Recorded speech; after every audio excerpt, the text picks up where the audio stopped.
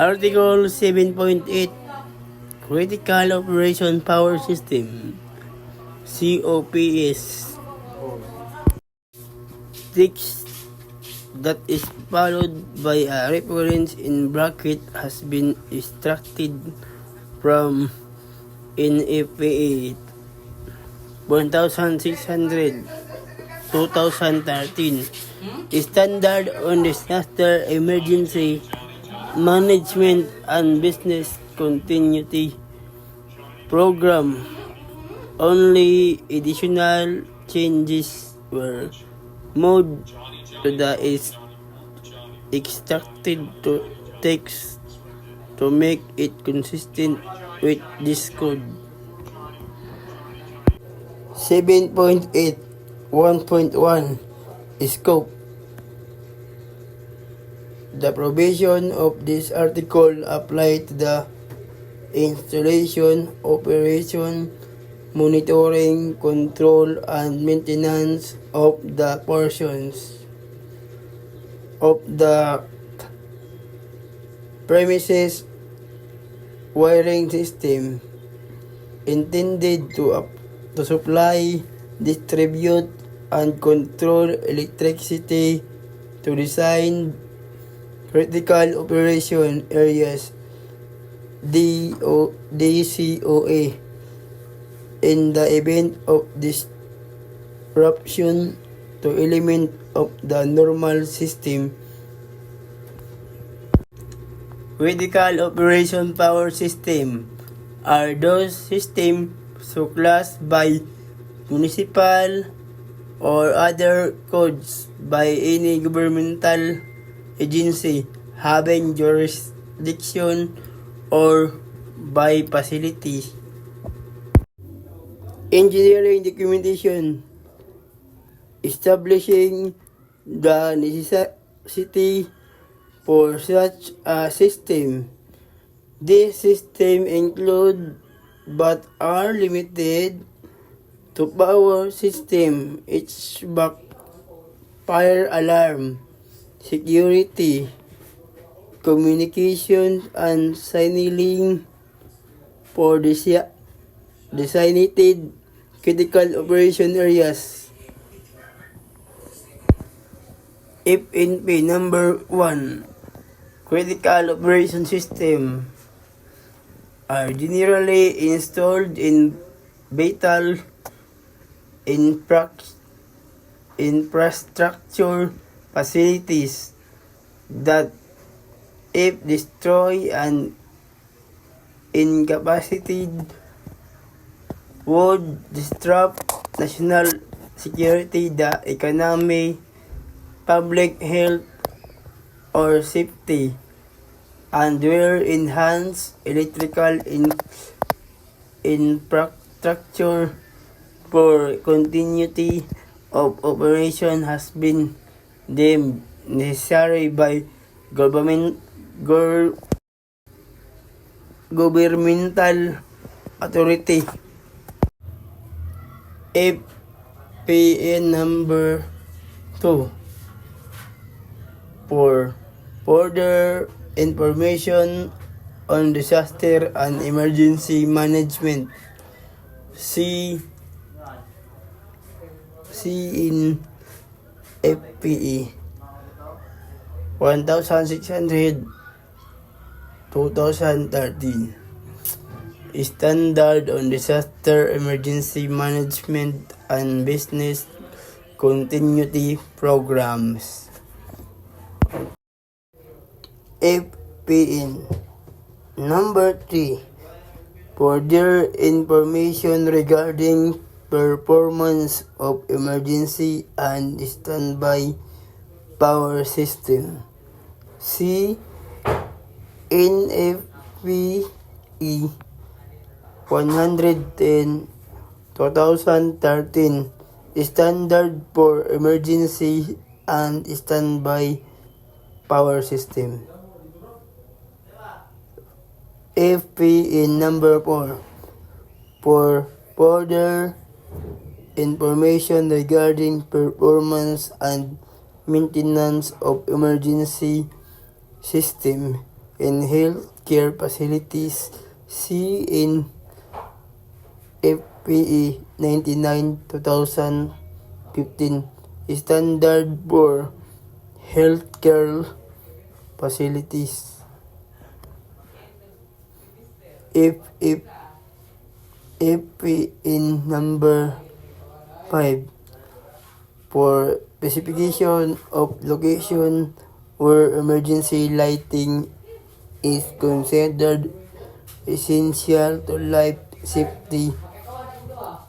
C in FPE 101/2015 Life Safety Code or the applicable building codes. FPE in number 6 for further information regarding physical security. C in FPE 730/2014 Guide for Premises Security. F in number 7 Threats to facilities that may require transfer of operation to critical system include but naturally occurring hazards and human caused events. See also A5.3.2 of NFPA 1600/2013 Standard on Disaster Emergency Management and Business Continuity Programs. 7.8.1.2 Definitions. Commissioning the acceptance testing, integrated system testing, operational tune-up, and start-up. Testing is the process by which baseline test results verify the proper operation and sequence of operation of critical equipment in addition to developing baseline criteria by which future trend analysis can identify equipment deterioration. Critical Operation Power System or COPS. Power system for facilities or parts of facilities that require continuous operation for the reason of public safety, emergency management, national security, or business continuity. Designated Critical Operation Areas or DCOA. Areas within a facility or site designed as requiring critical operation power system. Supervisory control and data acquisition or SAADA.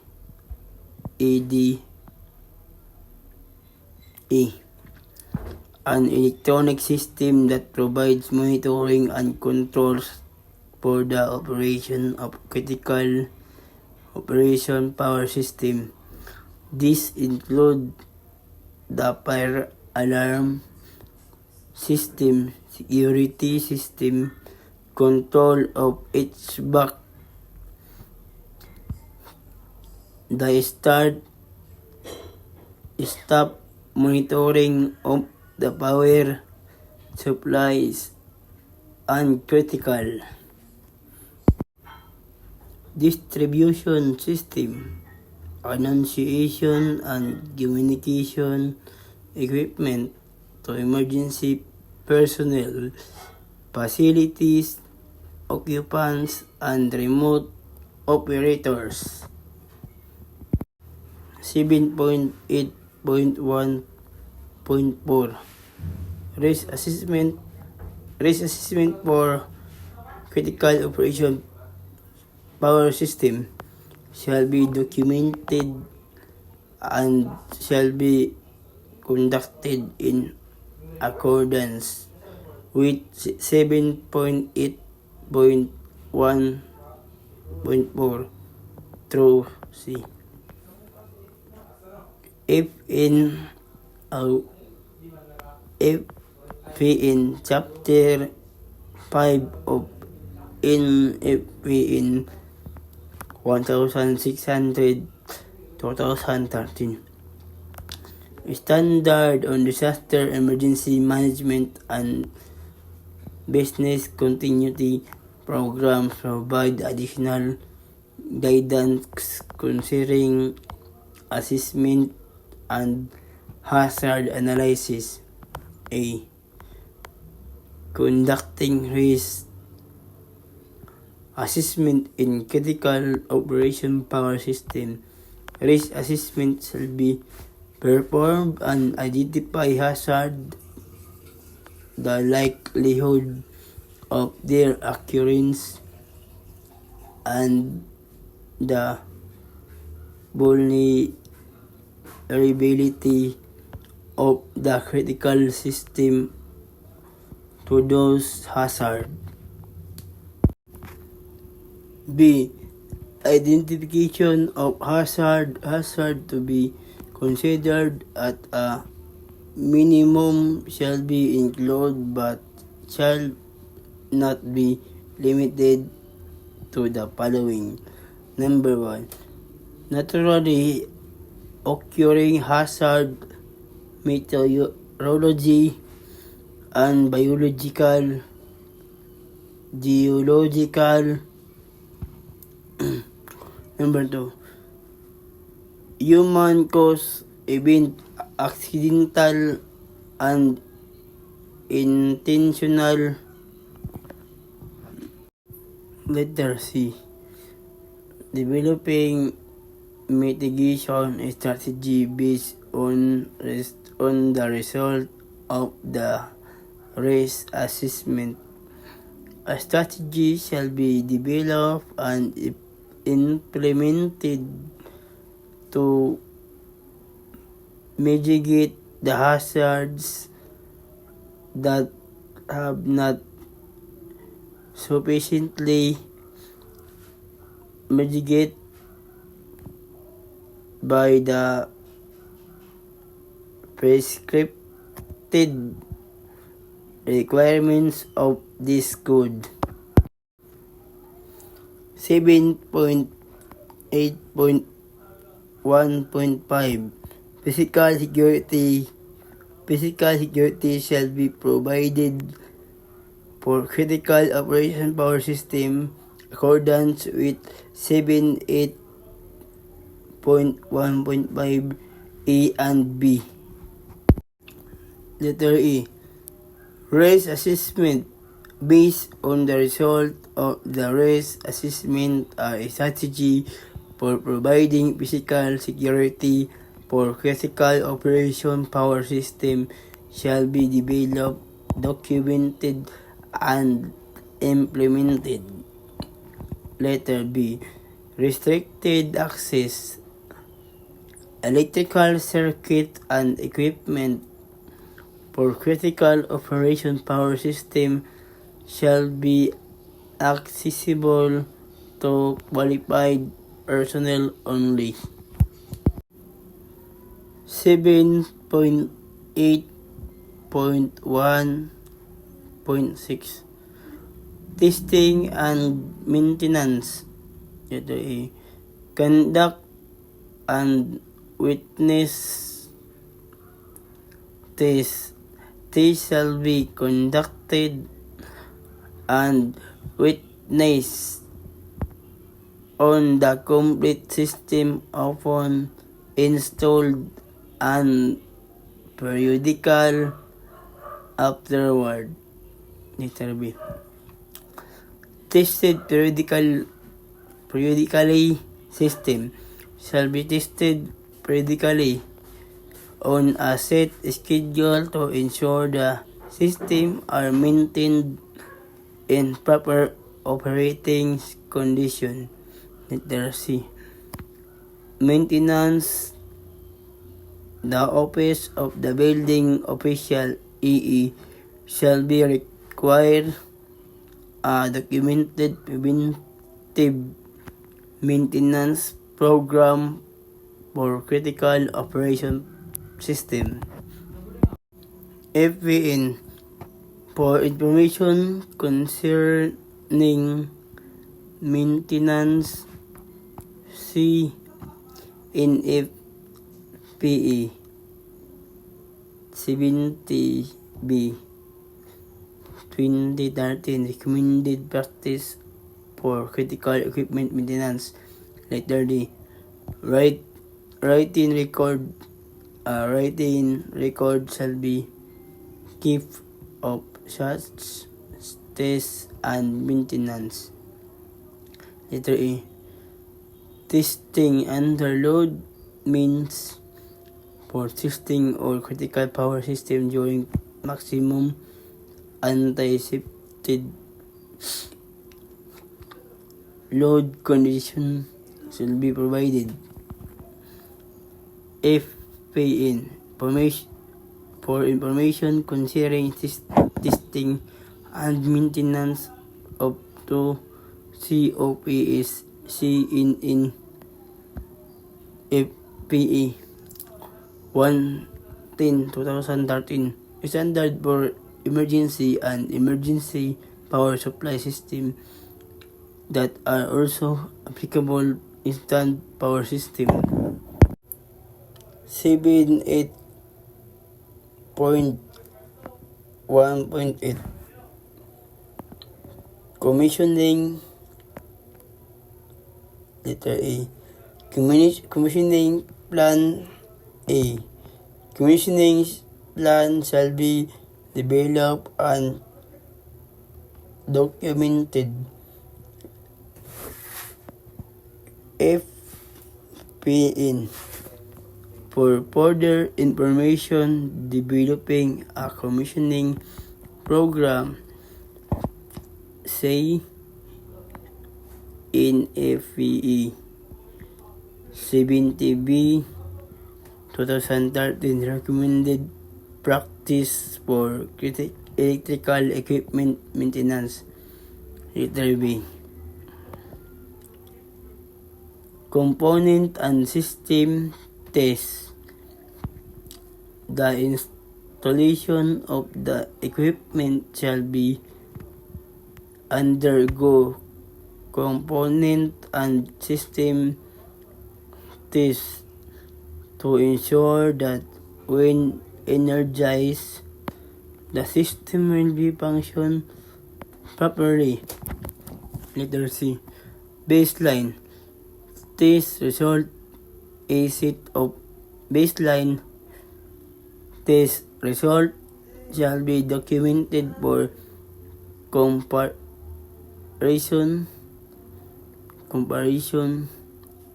with future periodic maintenance testing to identify equipment deterioration.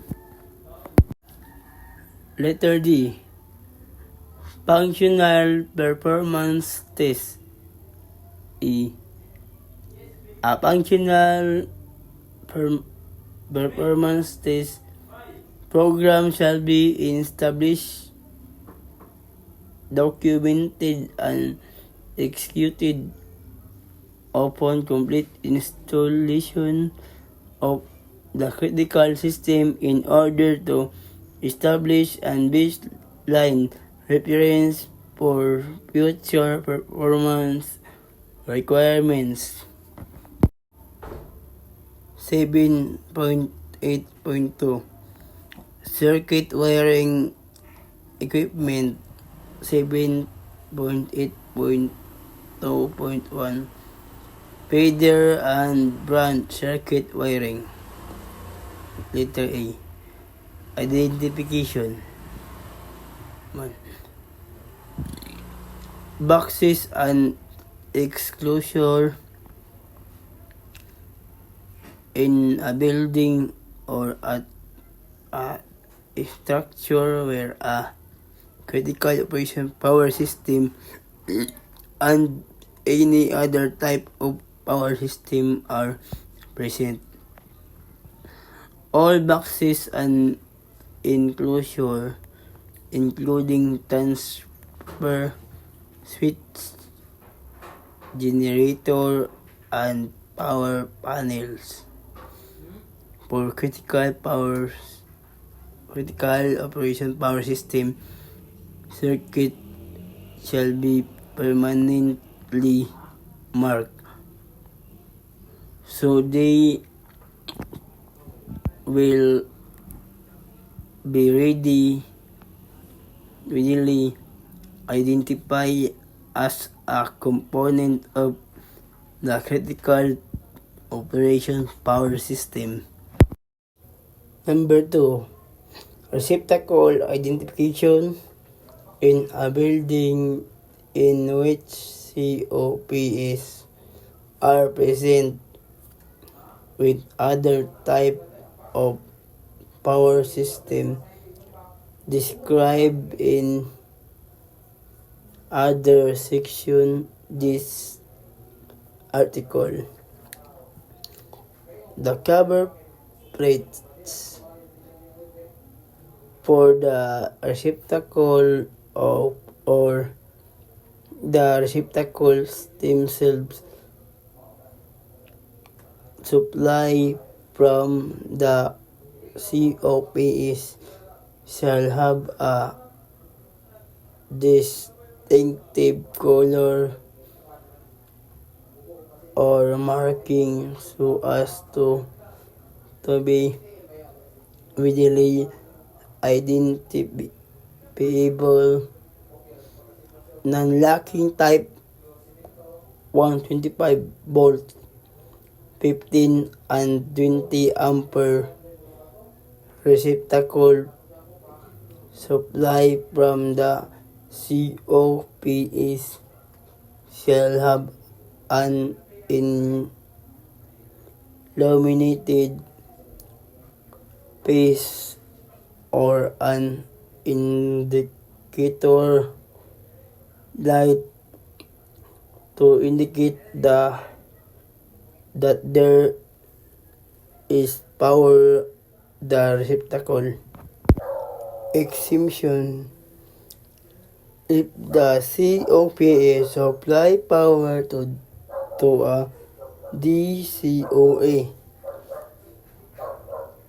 that is a stand-alone building, receptacle cover plates or the receptacle themselves shall not be required to have distinctive marking.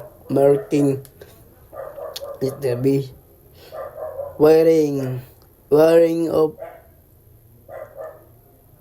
two or more COPs circuit supply from same source shall be permitted in the same raceway, cable box, or cabinet wire from a COPs source or COPs source distribution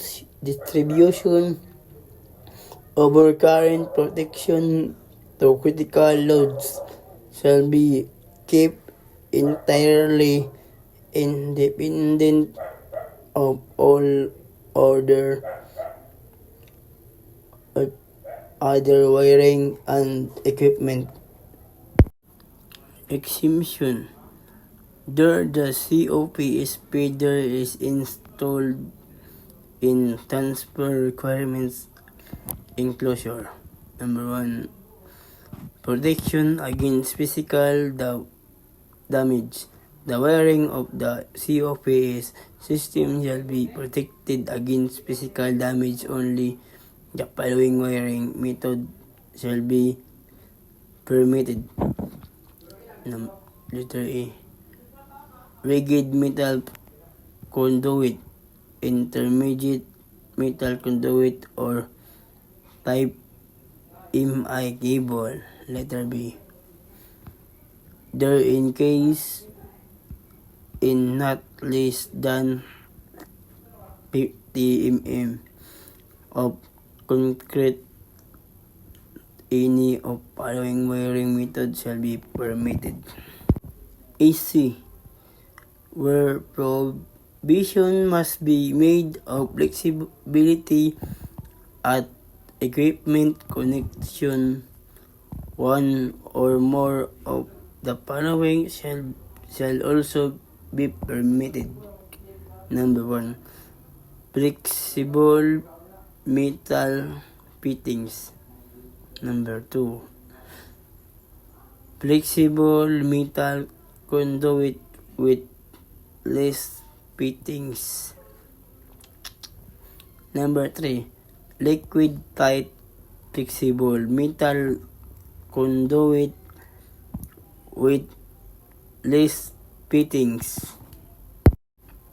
Number 2. Fire protection for feeders. Feeders shall be met one of the following conditions.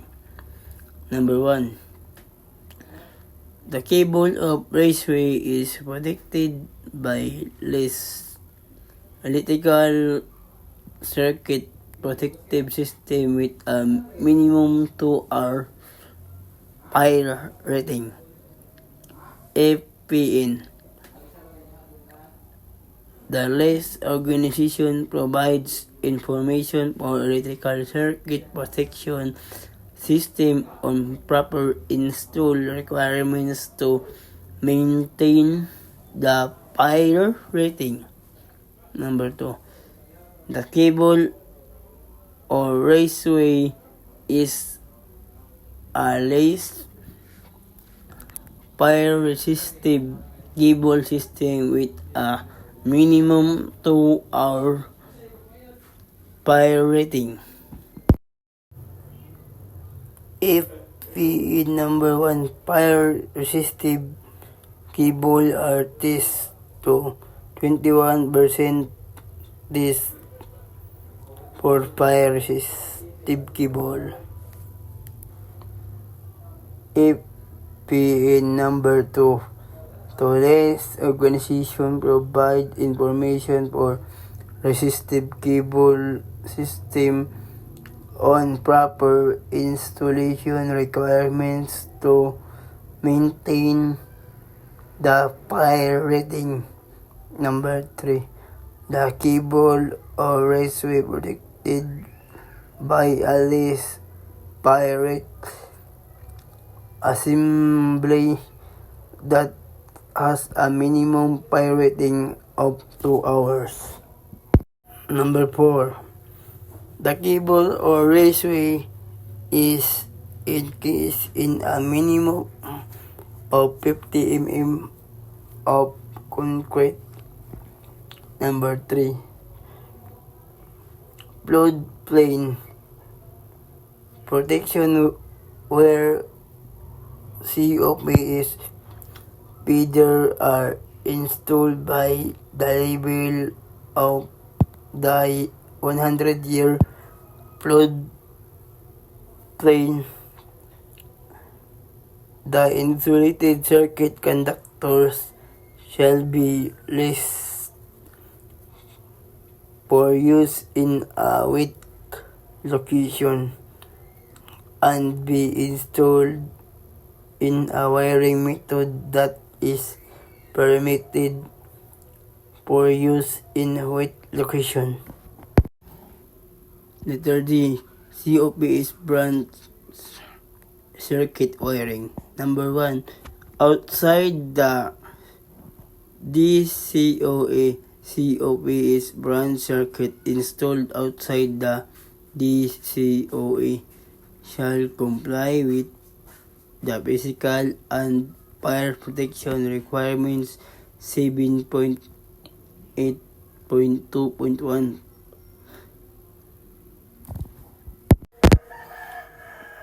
Letter B.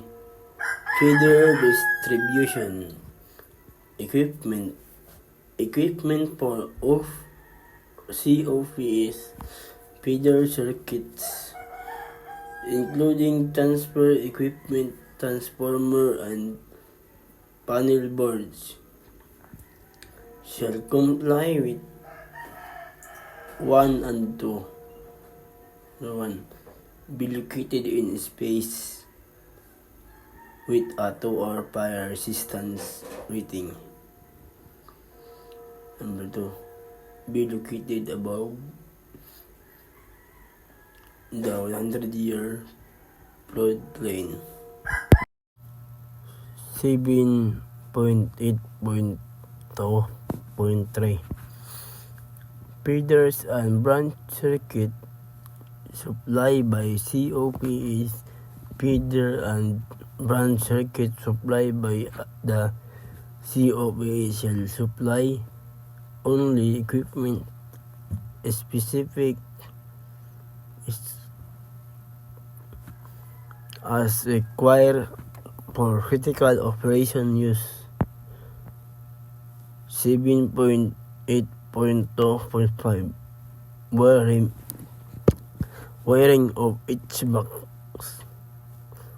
fire alarm, security, emergency communication, and signaling system. All conductors or cables shall be installed using any of the metal wiring methods permitted by 7.8.2.1 and in additional shall comply with 7.8.2.5 throughout as applicable. Number 1. All cables for fire alarms, security, signaling system, and communication shall be and emergency can be shielded, twisted pair cables or installed to comply with the performance requirements of the system. Number 2. Shield of cables for fire alarm, security, signaling system, and emergency communication shall be arranged in accordance with the manufacturer's published installation constructions. Number 3. Optical fiber cables shall be used for connection between 2 or more buildings on the property and under single management. Number 4. At least primary protector shall be provided on all communication circuit lists. Secondary protectors shall be provided at the terminals of the communication circuit. Number 5. Conductors for all control circuit rated above 50 volts shall be rated not less than 600 volts. Number 6. Communication, fire alarm, and signaling circuit shall use relays with contact ratings that exceeds circuit voltage and current rating in the controlled circuit.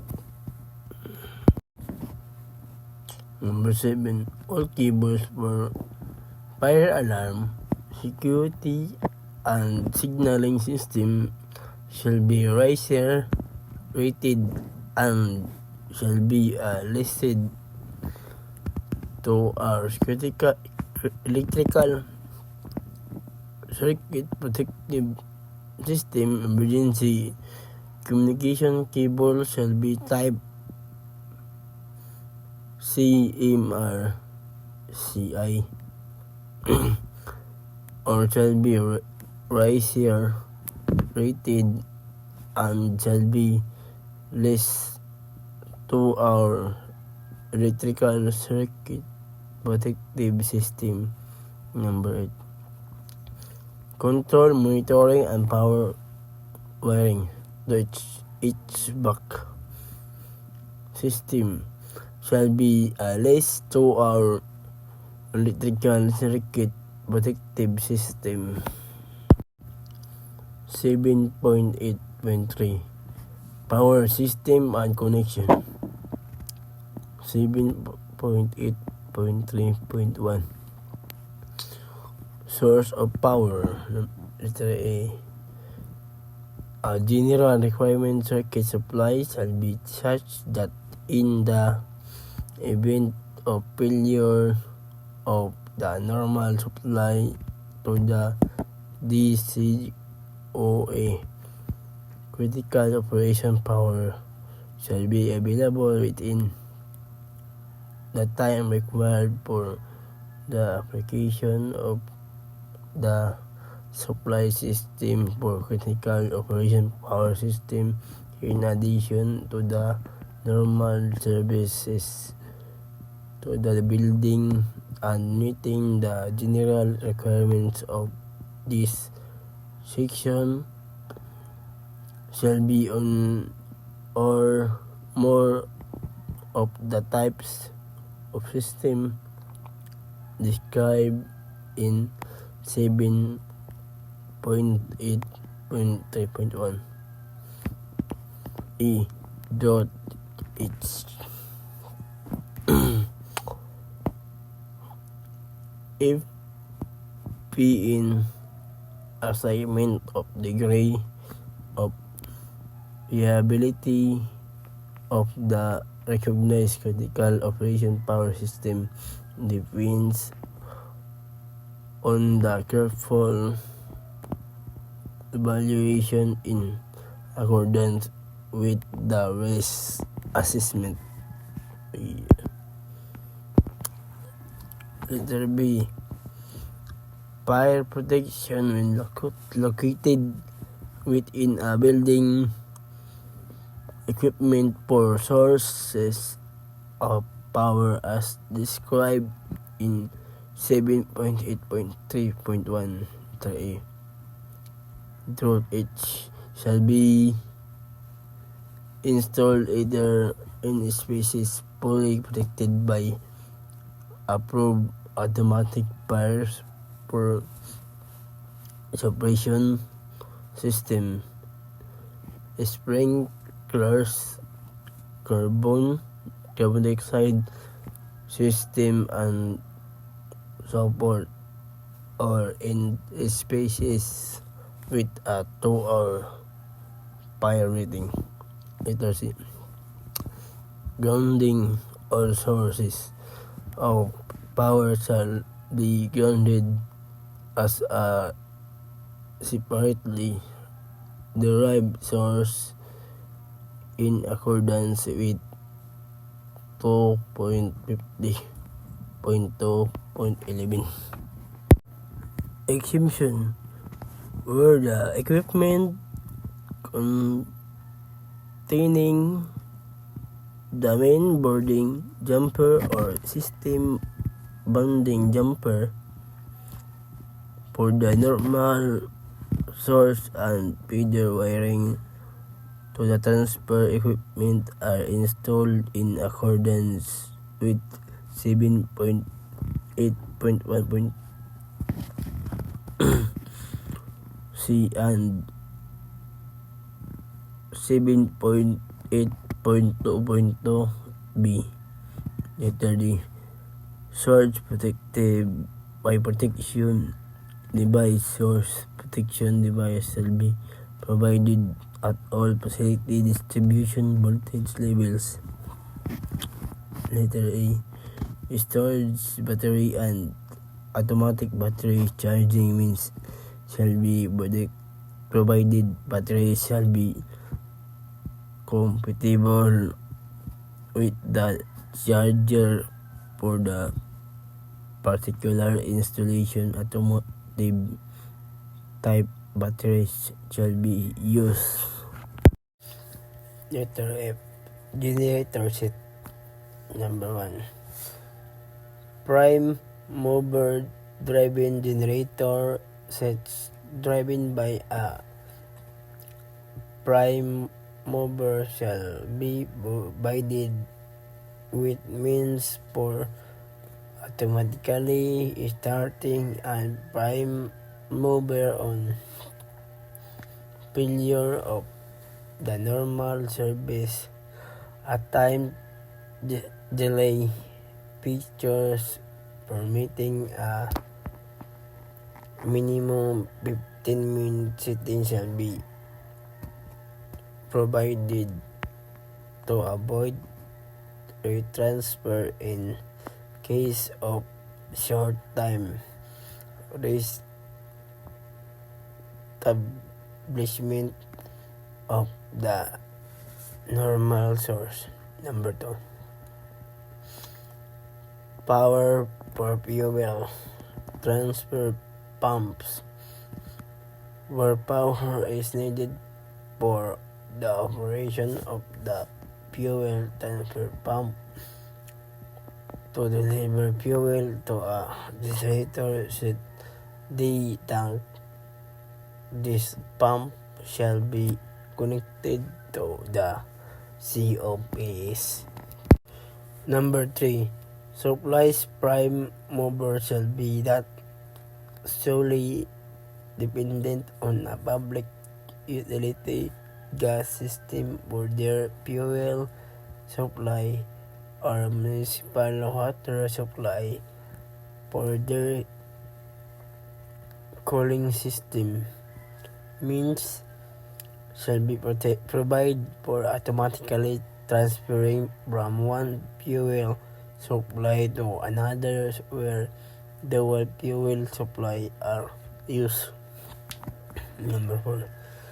Battery power and dampers, or a storage battery is used for control or signal power or as the means of starting the prime movement shall be suitable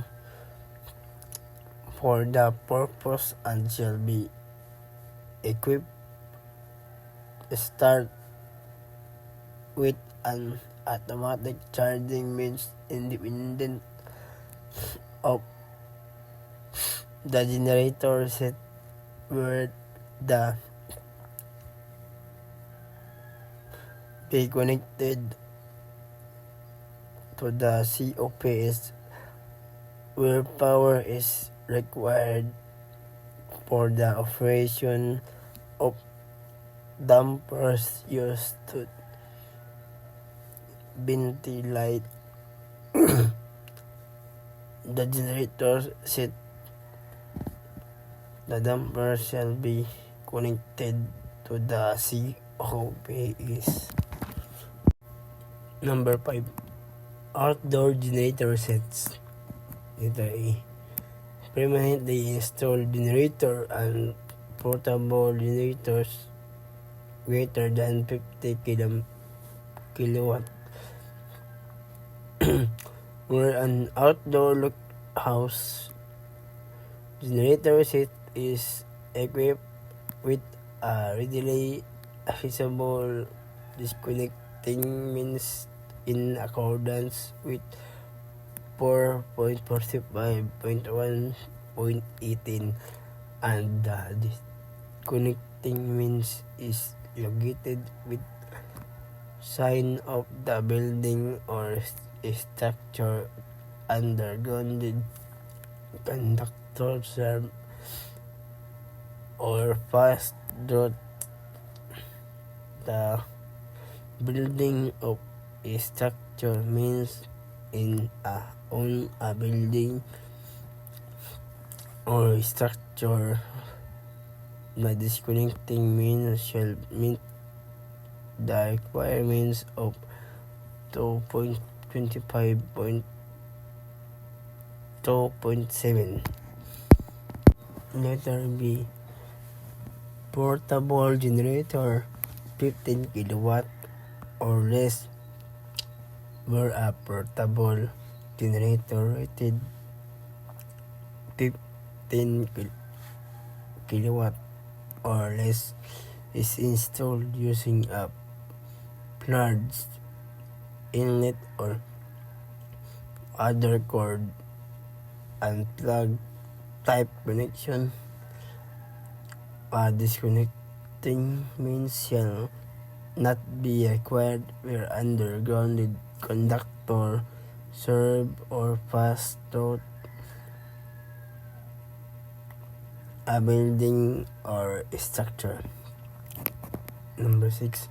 Means for connecting portable or vehicle mount generator where the COP is supplied by a single generator.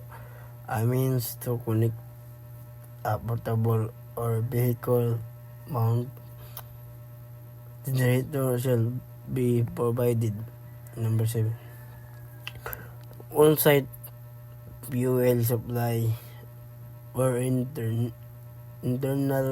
combustion engines are used as the prime mover, and on-site fuel supply shall be provided. The on-site fuel supply shall be secure and protected in accordance with the risk assessment. FPE in FPE 110/2013 Standard Emergency and Standby Power System, and in FPE 111/2013 Standard for Stored Energy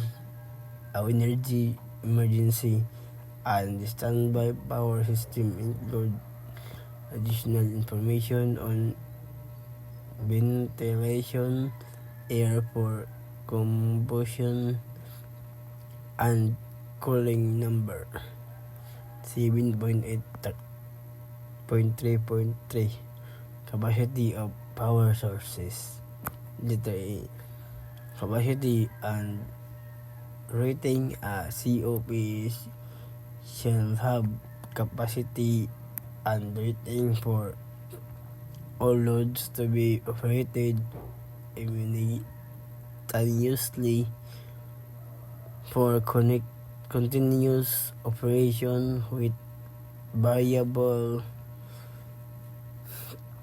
and load for an unlimited number of hours, except for temporary or the alternative for source shall be available for use whenever the COP's power source is out of service for maintenance or repair. Letter B. Selective loads, pick up load shedding, and peak load shedding.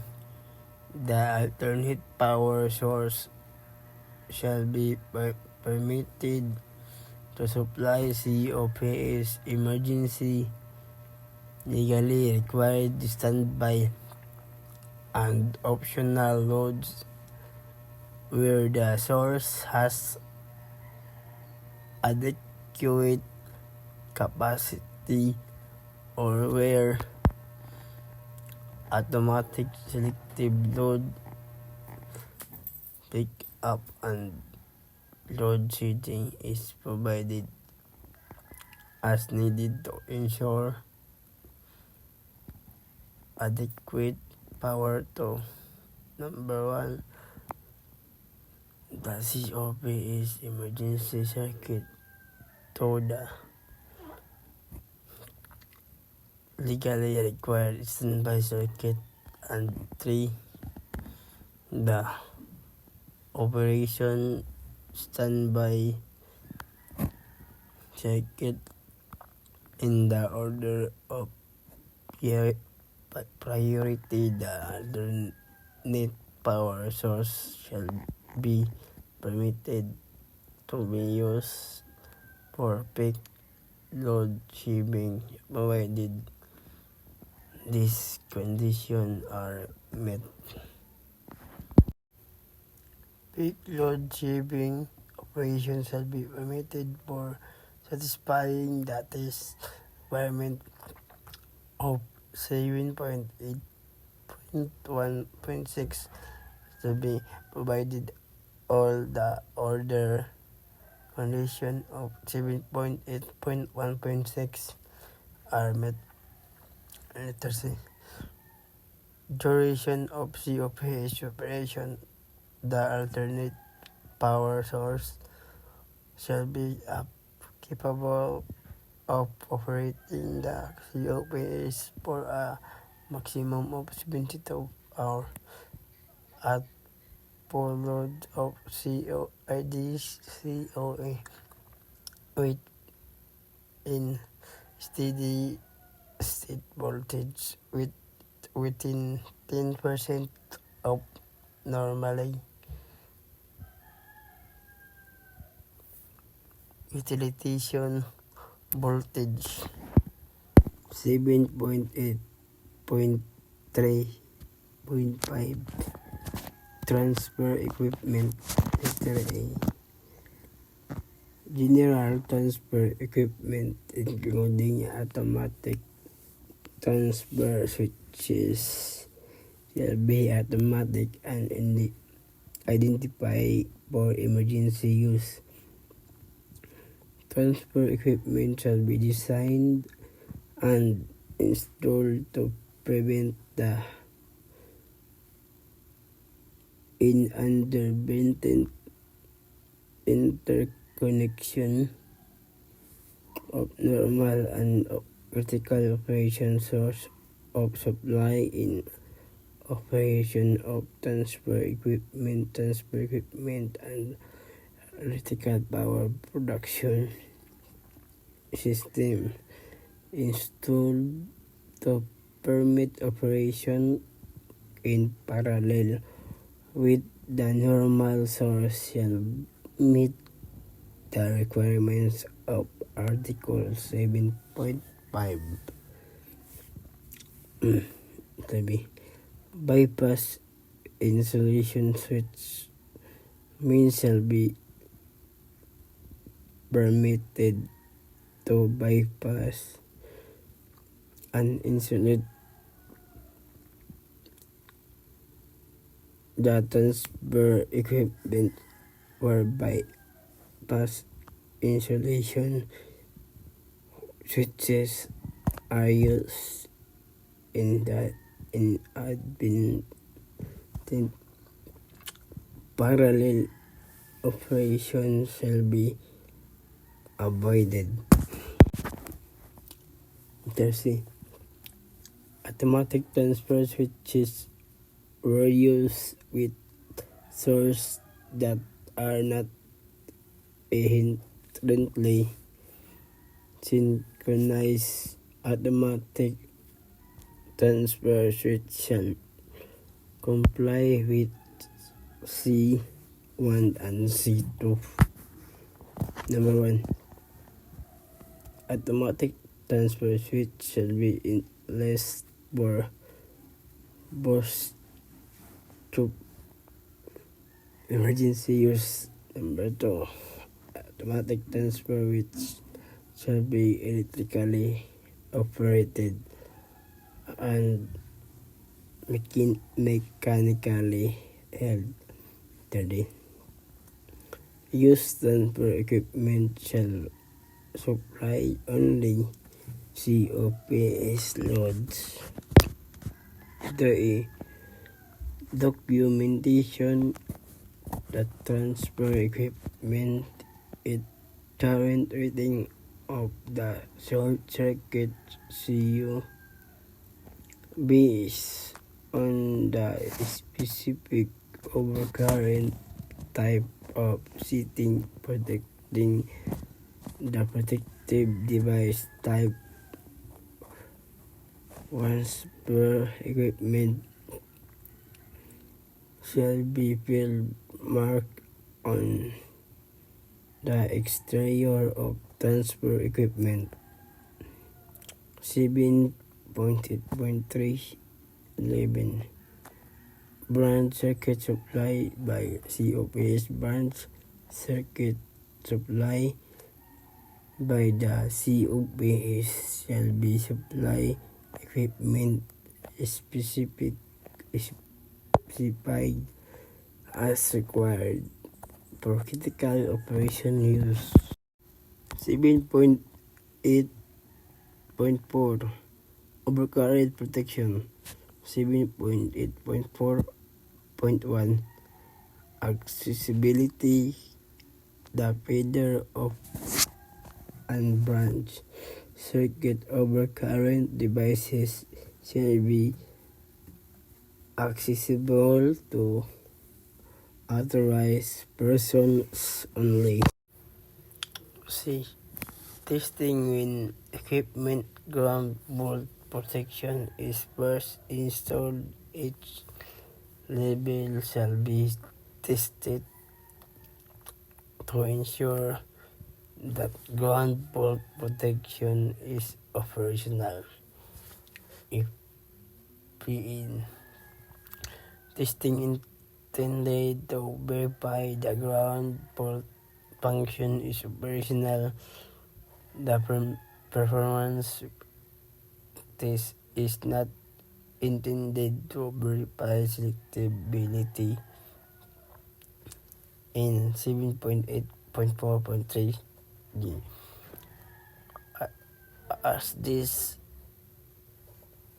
is often coordinated similarly to circuit breakers by reviewing time and current curves and properly setting the equipment.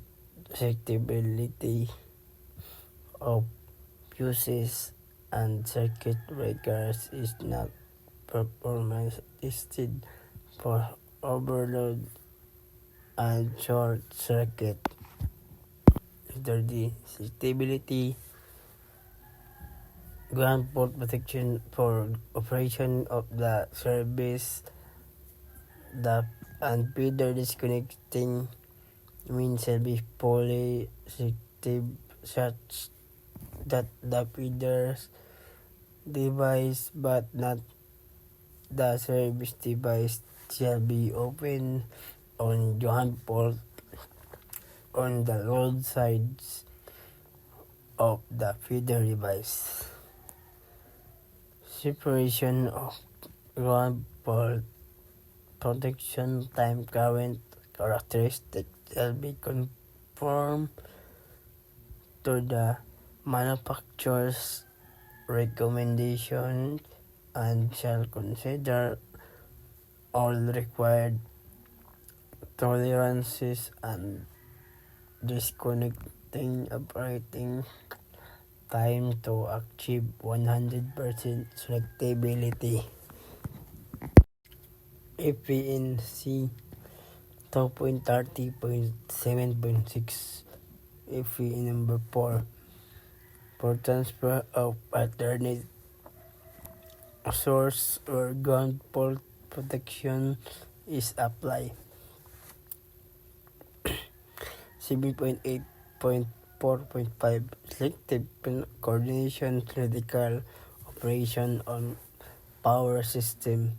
Overcurrent devices shall be selectability coordinate with all supply side overcurrent protective device. Selective coordination shall be selected by a licensed professional electrical engineer or other qualified person engaged primarily in the design, installation, or maintenance of electrical systems. The selection shall be documented and made available to those authorized design, install, inspect, maintain, and operate the system. Exemption selective coordination shall not be required between two overcurrent devices located in series if no loads device. 7.8.5 System Performance and Analysis. 7.8.5.1 Emergency Operation Plan.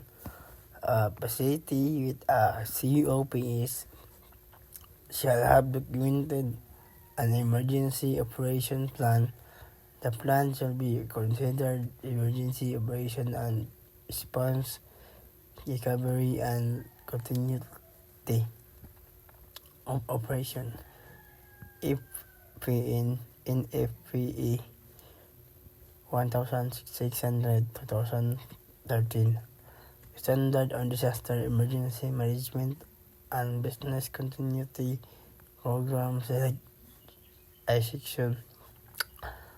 5.7 Provide guidance for the development and implementation of emergency plans.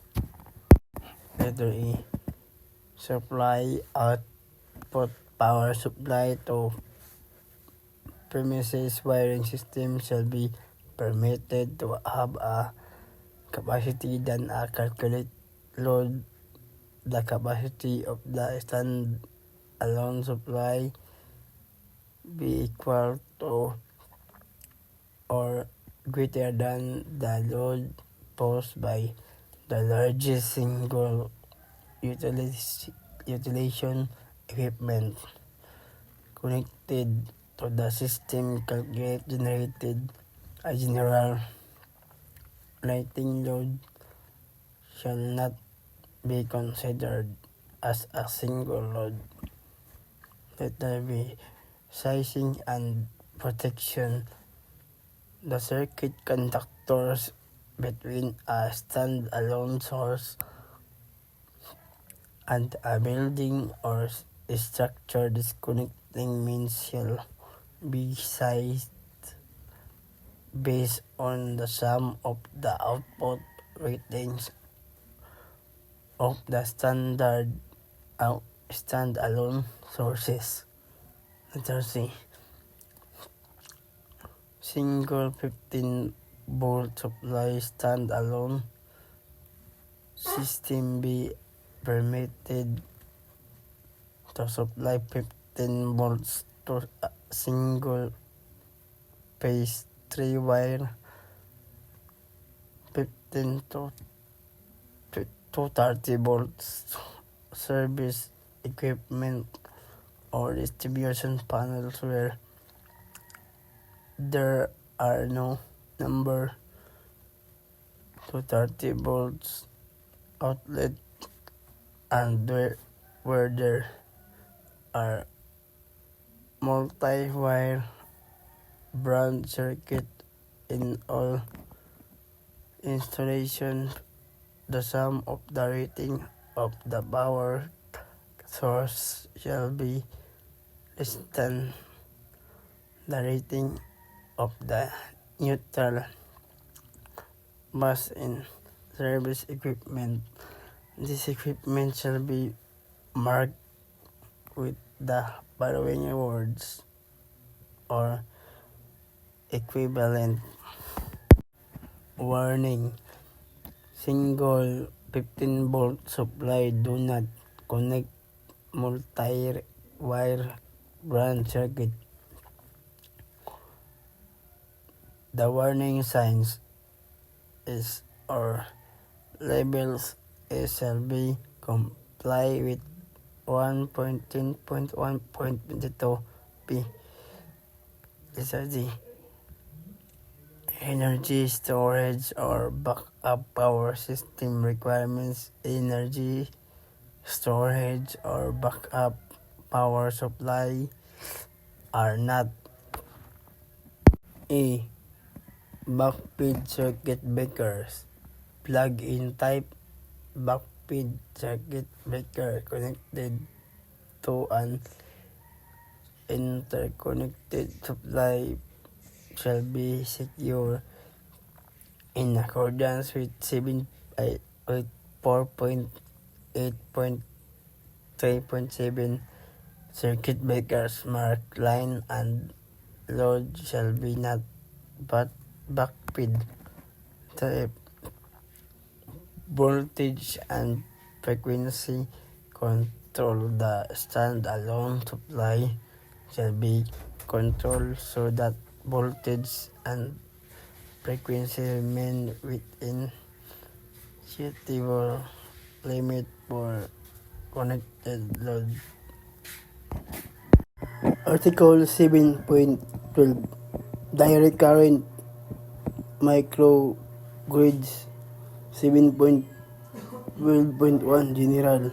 7.12.1.1 Scope. The article apply to direct current microgrids.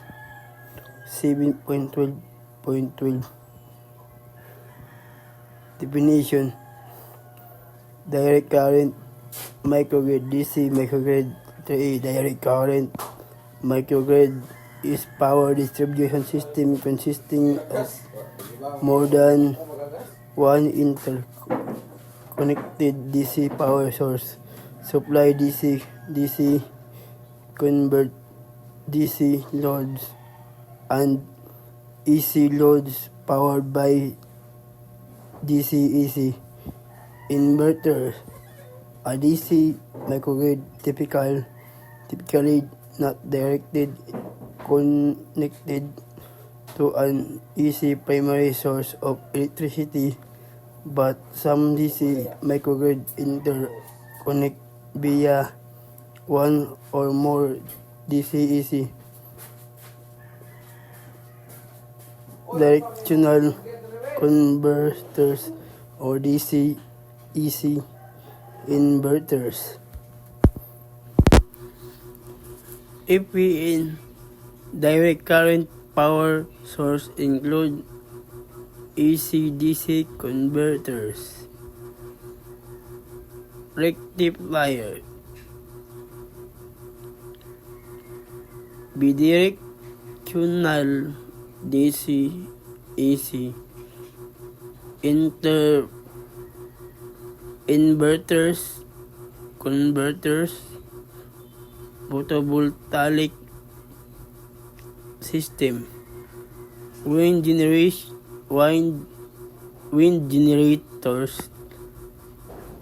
energy storage system, including batteries and fuel cells.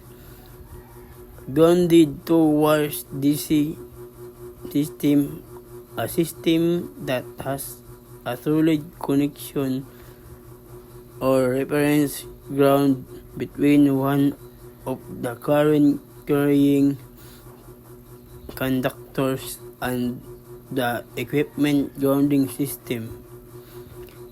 Grounded three-wire DC system, a system with a solid connection or reference ground between the center point of a bipolar power source and the equipment grounding system. Nominal voltage, a value assigned to a circuit or system for the purpose of conveniently designating its the voltage class. If in the actual voltage at which a circuit operates can vary from the nominal voltage within a range that permits satisfactory operation. Equipment reference grounded DC system, a system that is not solidly grounded but has a low resistance electrical reference that maintains voltage to ground in normal operation. Resistively grounded, a system with a high resistance connection between the current carrying conductors and the equipment grounding system. Primary DC source, a source that supplies the majority of the load in a microgrid. Undergrounded DC system, a system that has no direct or resistive connection between the current carrying conductor and the equipment grounding system. 7.12.1.3 Other articles. Wherever the requirements of other articles of this code and Article 7.12 differ, the requirements of Article 7.12 shall apply. DC microgrids, interconnected drought,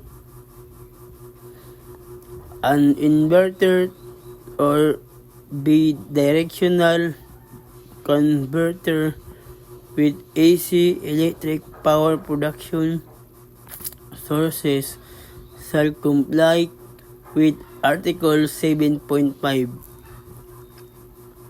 7.12.1.4 Listing and labeling any equipment used in the DC circuit of a direct current microgrid shall be listed and labeled for DC use. 7.12.1.10 Directory, a permanent directory binding denoting all DC electric power sources operating to supply the DC microgrid shall be installed at each source location capable of acting as the primary DC source. 7.8.4.3 Ground fault protection of equipment. Applicability. The requirements of 7.8.4.3 shall apply to critical operation, including multiple occupancy buildings with critical operation areas. Letter B. Feeders where ground fault protection is provided for operation of service disconnecting means of feeder. Disconnecting means as specified by 2.30.7.6 or 2.15.1.10. An additional step of ground fault protection shall be provided in all next level feeder disconnection. Disconnecting means downstream toward the load. Such protection shall be consist of overcurrent devices and current transformer or other equivalent protective equipment that causes for the feeder disconnecting means to open. 7.12.2 Current requirements. 7.12.2.1 Identification of circuit conductors. 3A. Ungrounded circuit conductors in the microgrids shall be identified according to the requirements of 2.10.1.5 C2 for branch circuit and 2.15.1.12 to for feeders. Letter B. Ungrounded conductors of 14 mm or smaller shall be permitted to be identified by polarity at all termination, connection, and splice points by marking tape, tagging, or other approved means. 7.12.2.6 System voltage. The system voltage of the microgrid shall be determined by one of the following methods. Number 1. The nominal voltage to grounded system, ground for solidly. Number 2. The nominal voltage to ground for reference grounded system. Number 3. The highest nominal voltage between conductors for resistively grounded the system and undergrounded the system. Pin. FPN. Example of nominal the system voltage include but are not limited to 24, 48, 125, 190, 308, or 380 volts. 7.12.3 Disconnecting means.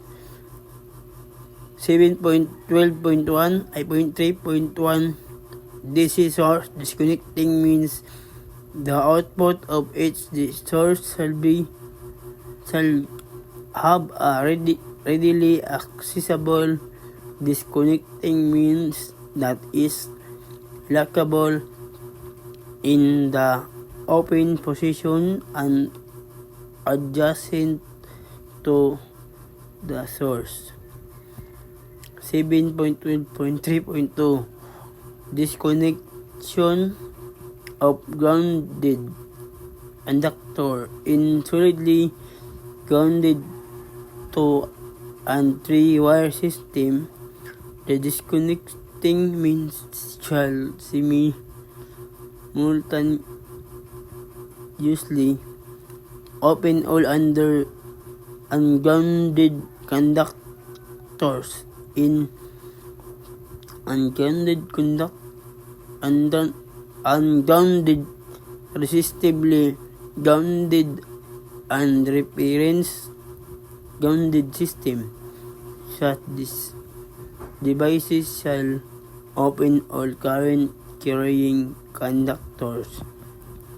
7.12.3.4 Directional current devices. Disconnecting means shall be list be marked for use in a single current direction and only be used in the design current direction. FPN example of directional current devices are magnetically quenched contactors and semiconductor switches in overcurrent devices. 7.12.4 Wiring methods. 7.12.4.1 System grounding. General direct current microgrids shall be grounded in accordance with 2.50.8.3. Letter B. Over 300 volt DC microgrids operating at voltage greater than 300 volts shall be reference grounded DC system or resistively grounded DC system. 7.12.4.4 Ground fault detection equipment ungrounded reference grounded or resistively grounded the microgrids operating at greater than 60 volts. They shall have ground fault detection that indicates that a fault has occurred. The ground fault equipment shall be marked in accordance with 2.50.8 C. 7.12.4.6 Arc fault protection where required elsewhere in this code. A specific system within the DC microgrid shall have our fault protection. The fault protection equipment shall be listed. FA in section 1.0.1.4 applies when suitable equipment for our fault protection is not available. 7.12.5 marking. 7.12.5.1 distribution equipment are conductors. Distribution equipment and conductors shall be marked as required elsewhere in this code. 7.12.5.4 Available DC short circuit current. A field marking. The maximum available short circuit current on the microgrid shall be field marked at the sources. The field markings shall include the date the short circuit current calculation was performed and be of sufficient durability to withstand the environment involved. B. Modification. When modification to the electrical installation occur that affect the maximum available short circuit current at the source, the maximum available short circuit shall be verified, recalculated as necessary to ensure the equipment rating as sufficient for maximum available short circuit marking in 7.1.12.5.4 shall indicate the new maximum available short circuit current and depth. 7.12.6 protection. 7.1261.1 overcurrent protection equipment and conductor connected to the more than one electrical source of shall have overcurrent protective device to provide protection from all sources. 7.12.6.3 interrupting and short circuit current ratings. Consideration shall be given to the contribution of short circuit current from interconnected power source for the interrupting ratings and short circuit current ratings of equipment in the microgrid system.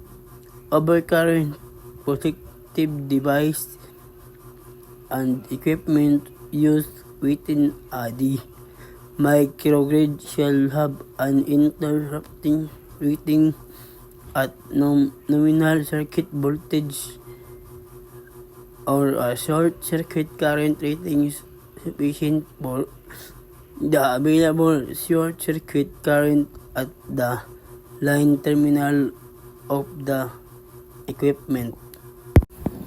7.12.7 system over 1000 volts. 7.12.7.1 general system with a maximum voltage between conductors of over 1000 volts. They shall comply with Article 4.90 and other requirements is in this code applicable to installation rate over 1000 volts. Article 7.20 circuit and equipment operating at less than 50 volts. 7.20.1.1 scope. This article covers installation operating at less than 50 volts direct current or alternating current. 7.20.1.2 other article direct current or alternating current AC or DC. Installation operating at less than 50 volts as covered in 4.11.1.1 though 4.11.1.8 part 5 17.6 part 5 51.2 part 5 .52.1 and 5.52.3 through 6.69.1.9 part of 6.90.8 and 620.8 part 7.25.1 and 7.25.3 of parts 7.60.1 and 7.60.3 shall be not required to comply with this article.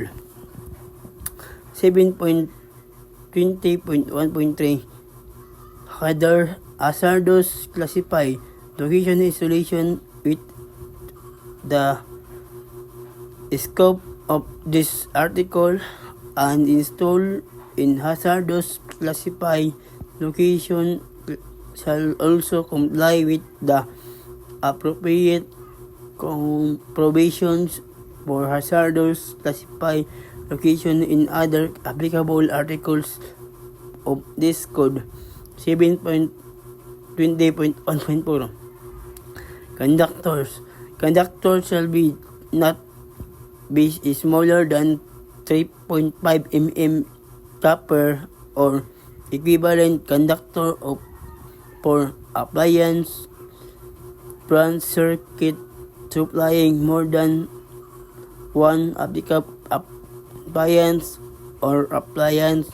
Receptacle shall not be smaller than 5.5 mm copper or equivalent.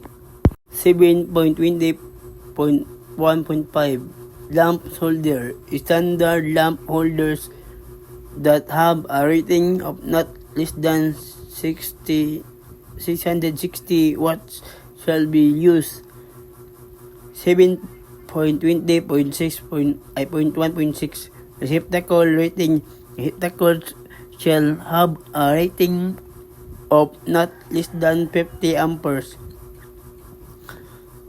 7.20.1.7 Required receptacle of not less than 20 ampere rating shall be provided in kitchens, laundries, and other locations where portable appliances are likely to be used.